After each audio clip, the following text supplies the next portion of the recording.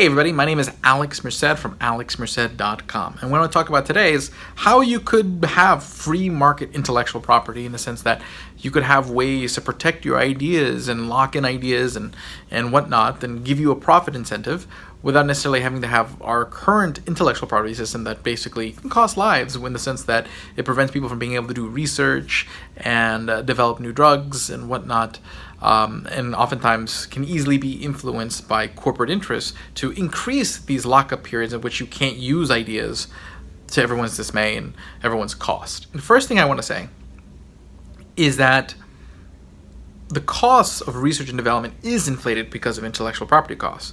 Because what happens when you have that monopoly over providing something, because that's what intellectual property does. When you get a patent on something, you're locking in the ability to make something exclusively for a certain amount of time, and the only way other people can make it is if they get permission from you. So you are granted this monopoly for a period of time, and the idea is that, well, because you'll be able to get all these monopoly profits, you're going to be more willing to research. The problem is, since you're willing to invest more in research, the inputs for research go up in price. So if you're talking about medical stuff, the equipment you use to do medical research goes up in price because people think there's so much profits on the other side that they bid up the inputs.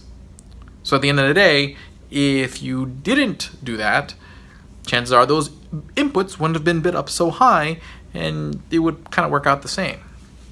It's all relative to an extent. Inputs would be priced relative to the amount of profit you expect on the other side. So people would still do research because their profit, basically what would happen is that the cost of what you would need to achieve that research would go down, and the profits would still be relatively advisable. And then plus, since people can just kind of copy what you did, you have an incentive to innovate faster, because you have to come up with something new before everyone copies you and you're out of business. Instead of now, where you can monopolize, and it's about preventing other people from developing new ideas before you have a chance to. What I forgot to say is that if you don't understand what the Libertarian Argument is in criticizing intellectual property laws, you need to read the pamphlet by Stefan Kinsella called Against IP, which you can download for free online. I'll put a link in the video description when I have a chance. But that's Stefan Kinsella's Against IP. He's an intellectual property lawyer, and I think he explains it pretty well, sort of the difference between why we need property rights for, like, my glasses, because, this is a scarce good, while an idea isn't scarce. So if I think of an idea, for you to think of that idea, or for you to make something based on my idea, doesn't mean you've necessarily taken anything away from me. There's no scarcity of thought. But I'll let you read his book or his pamphlet, because it explains it better than I will in a few minutes. Okay, but there's still an incentive for people wanting to have some sort of protections. Okay, and they could exist in a free market, but it wouldn't necessarily be quite in the same level you have now, where you have this sort of very monopolistic protection.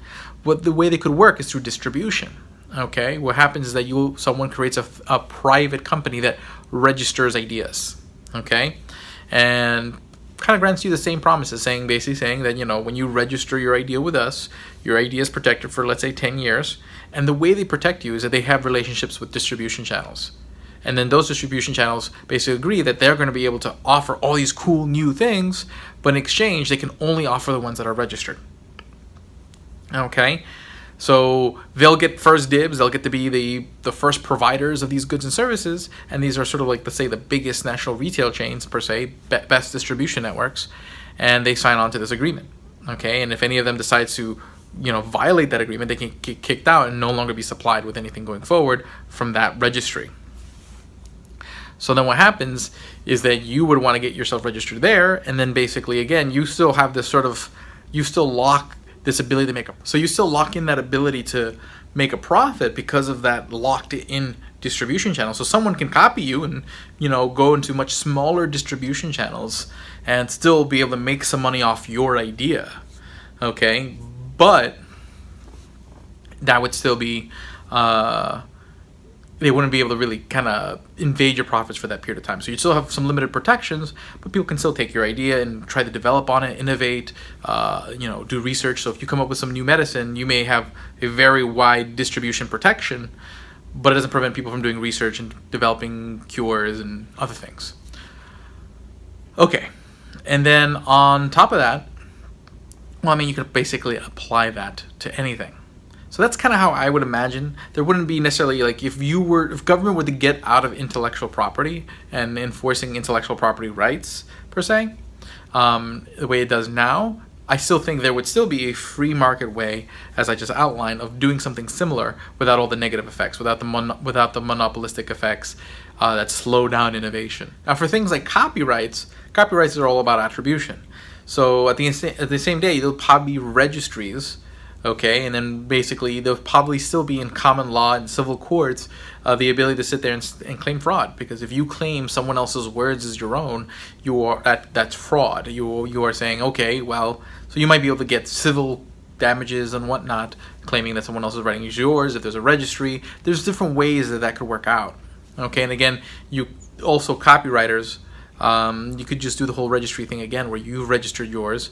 Book distribution networks will agree that that they'll abide by the rules of this registry, and they'll get access to books that are registered through there, and basically they get access to product, but they got to make sure that they help protect the attribution of that author, so that way their work isn't distributed wrong. There are ways that you can make arrangements. Doesn't necessarily mean you're 100% protected. Maybe but you're not 100% protected now. If someone really wants to like copy and paste your whole book and put it up as a PDF and attribute it to themselves and just start populating the internet with it, they can. You can sue them, but it doesn't mean you've prevented it from happening. But in a free market, you might have these things that still protect the formal channels of distribution, which is really what matters. That's where really a lot of that matters more, and give you similar protections, but not slow down innovation and not prevent people from dreaming, from thinking, from creating. So some thoughts. My name is Alex Merced from alexmerced.com. Have a great day and enjoy.